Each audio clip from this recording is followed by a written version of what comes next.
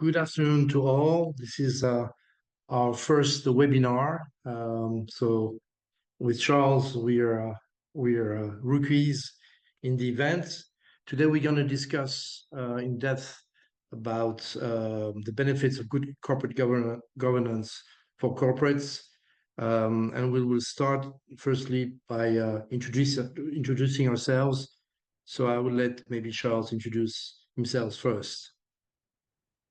Yes, so welcome to all of us. So my name is Charles Salvaudon. In terms of governance, I have over 20 years of top executive international experience as a CEO of family office, chairman of the board, big four leaders, CFO, chief audit executive, of top tier one global listed companies.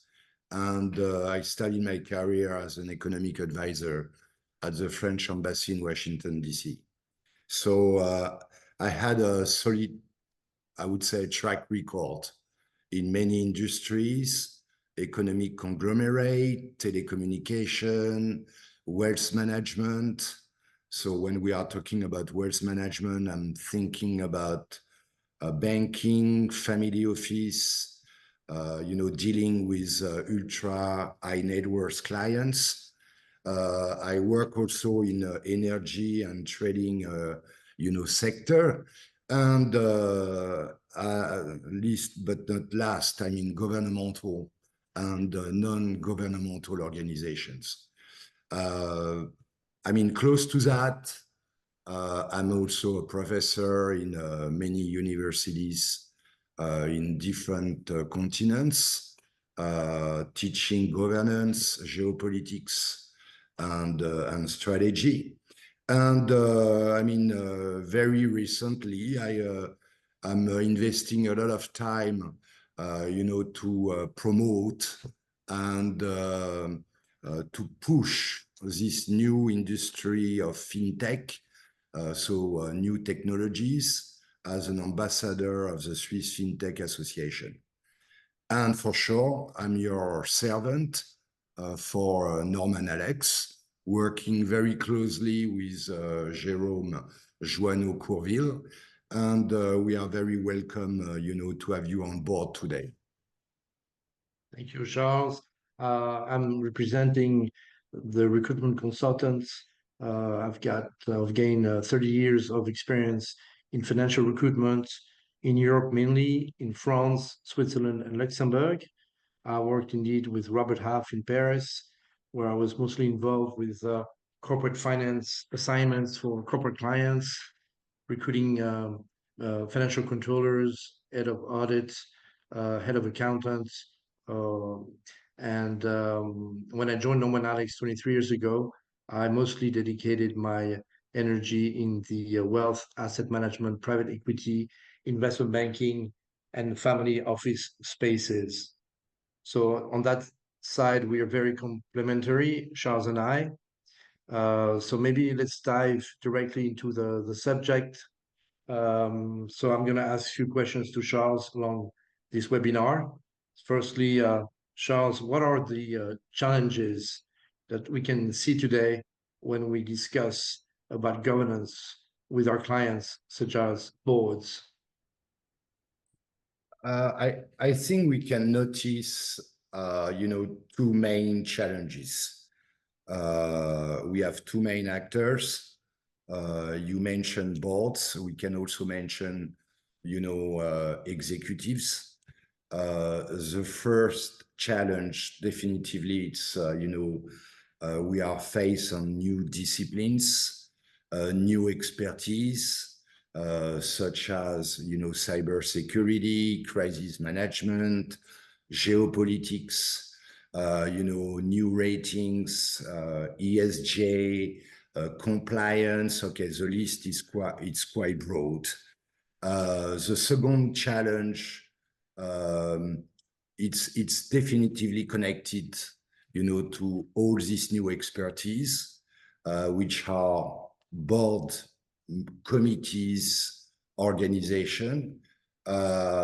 but because I mean, we are on the ground today that we have new discipline, new expertise, and in the meantime, I mean, boards needs to update their organization. So this is what I can see. I mean, this is two new challenges. I mean, organization in general. I mean, private, public sectors, they have to manage and to move forward. So this is, I would say, and this is how, at some point, Norman Alex, with his long experience and knowledge of his clients' challenges, is able to support in the best way. Okay. So no matter how the world is changing, so good governance helps create value and protect the companies over time. Companies that have good governance practices usually tends to have policies that promote better decision making, better results. Uh, I would like to share with you today 10 key principles of a good governance. So maybe Charles, we can start with the first one. Can you tell us what are the benefits of a good governance? Good governance, I mean, you know what, actually at the moment, when we are on the, you know, many conferences, events, webinars, we can, you know, we can hear a lot of things. I mean, good governance at the end of the day, it's quite simple. We can list 3 benefits of a better control. Better transparency, better risk management, and better shareholder engagement. An effective governance makes it clear who is responsible for what within the company. So this is the 3 keys. I mean, the 3, I would say, drivers of a good governance. You don't need, you know, to reinvent the wheel.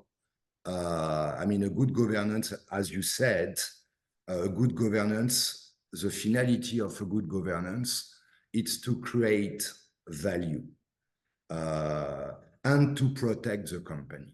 Because, I mean, people need to understand, and the audience needs to understand that the most important, I mean, I would say, asset of a good governance, it's the reputation of the organization. Most of the time, when you do not have a good governance, I mean, you have issues on your reputation and you disappear. I see. And can you explain to us the importance of a good governance? I mean, good governance ensures the direction, ensures effectiveness, oversight, and accountability of an organization. It demonstrates a willingness and ability to act in the best interest of the organization, ensuring the operation of efficient, open, and ethical processes that comply with the law and withstand scrutiny. So this is, you know, the most importance of a good governance. Okay. And can you explore or tell us a bit more to our viewers what are the objectives, the main objective of a good governance?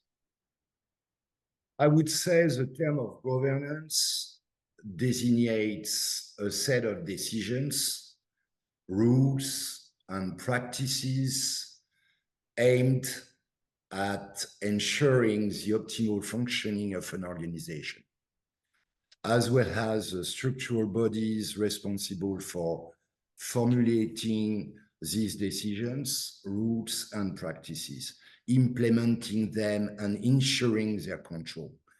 I mean, we need to understand that, you know, all the economy is moving quite fast. if we compare the last 20 years, for instance, and the governance we have implementing at this time, now it's a different story. I mean, we need to evaluate with a new economy and the new rules, the new disciplines. So governance, it's a long journey. It's not something at some point you say, hey guys, we fix it and now it's done. I mean, good governance is something you need all the time to, to ask yourself, do you have the right people at board level? Do you have the right people at executive level? Do we follow the right rules? Are we in line on the, with the regulator rules, etc.? So this is a good governance. I mean, it's a long journey. It's never done, and every time you need to think about what is the best for the company, what is the best for your organization, and to take into your mind that, again, the main risk, it's your reputation. Because if you do not have your reputation, a solid reputation, I mean, everything is moving forward. So that's the most important thing to take into consideration. I see. And in today's world, which is constantly moving, changing, evolving, what do you see are the new challenges of a good governance in 2024 as opposed maybe to 10, 20 years ago? I think this is what I said previously. I mean, the basics, the fundamentals, it's value creation. Value creation remains the challenge and the ultimate goal of good corporate governance. But this notion must be understood in the broad sense. If it is, among other things, financial value, the sole enrichment of shareholders or managers is no longer the only priority. And for sure, I mean, I think we need to be clear on this point. A good governance, the finality of a good governance is to create value. But in the meantime, it's to protect the reputation of the organization.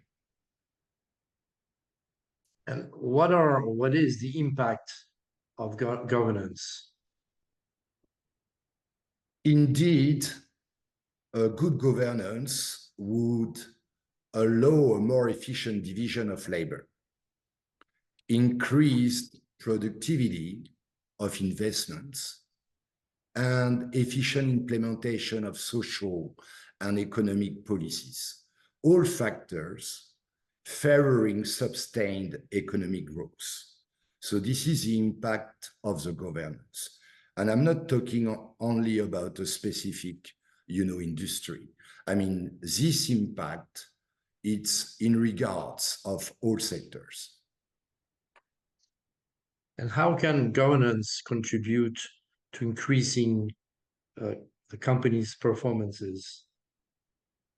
In addition, I mean, to promoting employee engagement and retention, which is a very important point, it contributes to the quality of decision-making and improving the performance of an organization. This is the contribution, the main contribution, I would say. And Charles, can you describe us the values, the different values that you see in a good corporate governance? All right, I'm going to try to give you some examples because the list is quite long. But I would say transparency, I think it's quite important.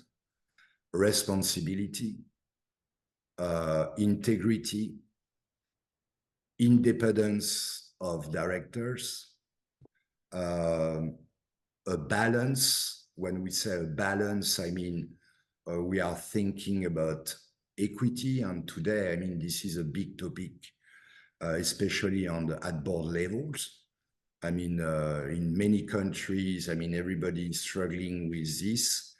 I mean, if I go a little bit in detail, we are thinking about, equity of women and men. I mean, and we know that at board level, when we have more equity, I mean, decision making, it's more efficient.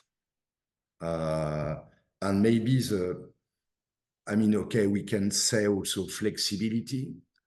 And today we are in a world where we respect, we try and we push, I mean, the respect for the environment. So that's the top, I would say, in the top 10, the most important values of a good governance. Mhm. And concretely, how do you implement within corporates a good governance? Jerome, good governance, it's not a rocket science, and most of the time it's common sense. Good governance, it's assigning the right people to the right positions. It's in the same way, it's to distributing responsibilities, calling on an external perspective, and integrating diversity into board of directors. I mean, both of us, we have a long experience of different industries. We had different experiences, and we have seen many, I mean, across our own experience, but also at some point, our clients. We have seen many, examples, and that's make Norman Alex as an important player on the market. I mean, we know based on our experience, because we have been in the other side of the mirror, we know that to have a good governance in a company, you need to select the right people.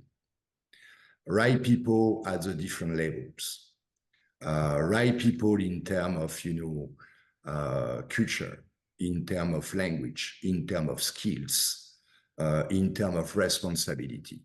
The worst case scenario in a company, it's when you put someone somewhere which is definitively not the right person, and creates like a earthquake in the organization. Mm-hmm. And why today good governance is essential? I don't know the word is exactly essential, but of really big importance, of great importance for corporation. I think you have three reasons can be given. The first one, it's a good corporate governance is profitable. I mean, it's sustainable. This is what I was explaining previously.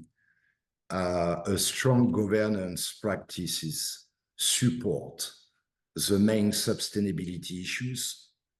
And the last important point, it's a good governance helps create long-term value. So this is the three key, drivers of a very good governance. Okay, well, thanks for answering those 10 points. Maybe I'll let you conclude, and then we'll ask our viewers if they have further questions that they can ask either you or myself. Yeah, I mean,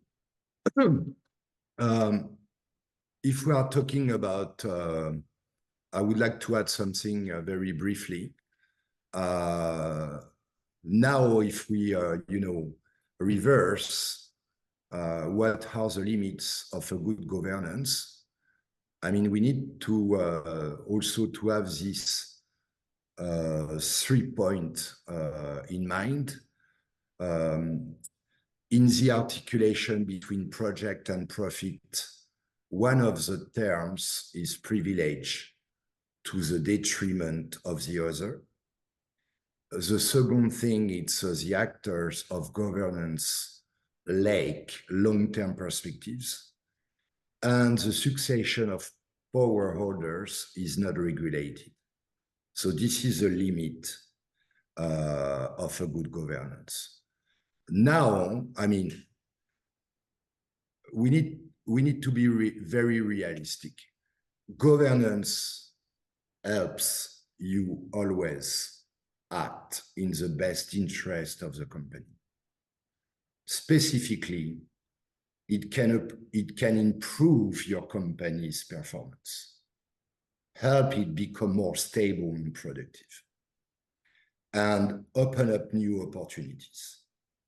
It can reduce risk and enable faster and safer growth. It can also improve reputation and foster trust. That's, I would say, the conclusion in regards of a good corporate governance. Okay. For us as recruiters, for many years, we've seen the number of assignments increasing, especially in the banking industry, as regards to regulations, compliance roles. We intervene a lot more than in the past for internal audit roles, compliance officers roles, ESG specialists, head of governance, etc. So if you want to have more in-depth information about the market, as we see as recruiters, some ideas about salary, like we can give ideas about salary surveys. Of course, if you're willing to learn about or to be aware about our job offers, or if you are willing to recruit in that space, don't hesitate to contact either Charles or myself. I think we're going to resume here and let our audience ask questions or give their thoughts. So technically, I don't know how to do it, but I think we get several people listening to us. So please feel free to intervene.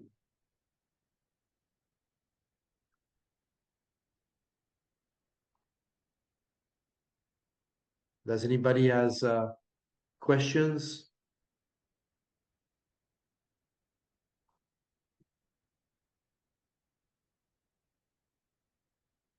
Maybe not.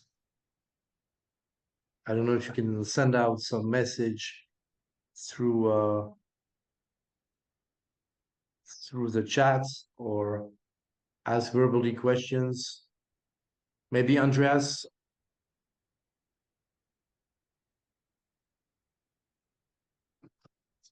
Maybe not.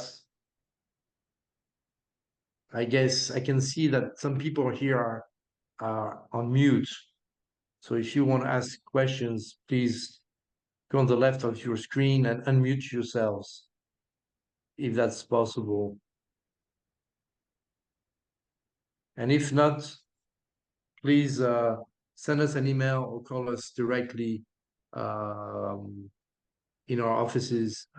Charles and I are based in Geneva, and you can find our details on our website, nomonetics.com. Well, thank you all and for participating in this webinar. Maybe, yeah. And happy to hear from you soon. Thank you, Charles. Thank you, Jerome. Thank you all. Bye. Bye-bye.